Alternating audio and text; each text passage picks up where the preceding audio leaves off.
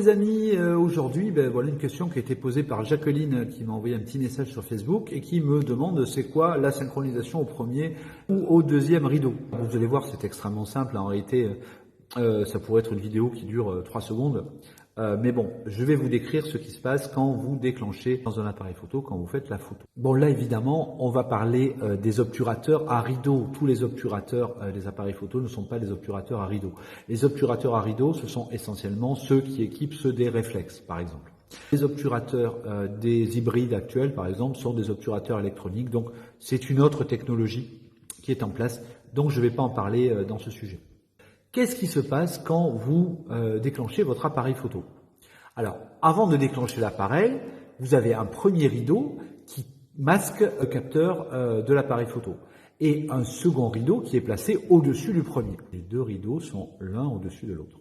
Lorsque vous déclenchez, c'est-à-dire lorsque vous appuyez sur le bouton, le premier rideau du bas, donc celui qui est en dessous, qui empêche la lumière d'arriver au capteur, il se baisse. Une fois que le premier rideau est baissé, le capteur, il est totalement découvert. La lumière peut l'atteindre sur toute sa surface. L'obturateur, il est donc entièrement ouvert. Le capteur est exposé dans sa totalité pendant une durée plus ou moins longue qui correspond au temps de pause que vous avez choisi. Par exemple, 1 seconde ou 2 secondes. Ou 1/200 de seconde.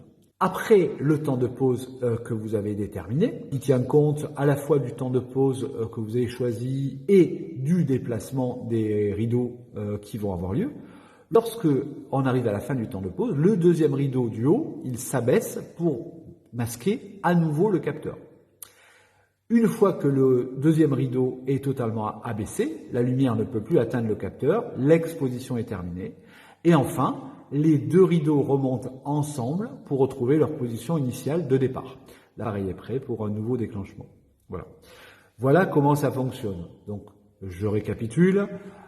Premièrement, le premier rideau s'abaisse.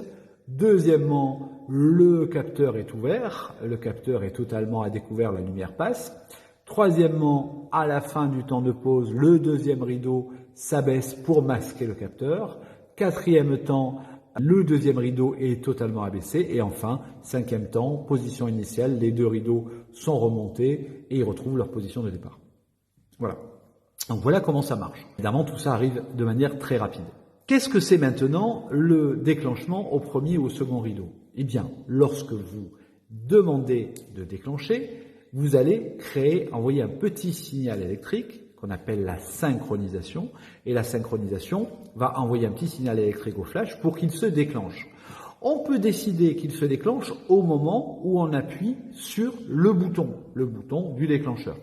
Donc qu'est-ce qui se passe? J'appuie sur le bouton du déclencheur, le flash part en même temps que le premier rideau est ouvert, et donc la lumière va éclairer le sujet qui par réflexion va éclairer le capteur, et donc j'ai mon sujet.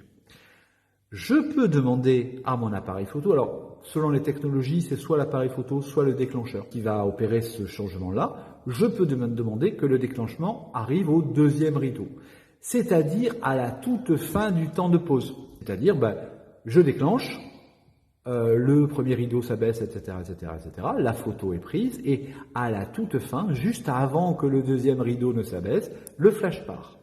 Quel est l'intérêt de cette pratique-là? Eh bien, en fait, si je travaille avec des temps de pause allongés, par exemple 1 seconde ou 2 secondes, et que j'ai, par exemple, une danseuse qui va du point A au point B, eh bien, en fait, je peux choisir que le modèle soit figé par le flash au début de la scène ou à la fin.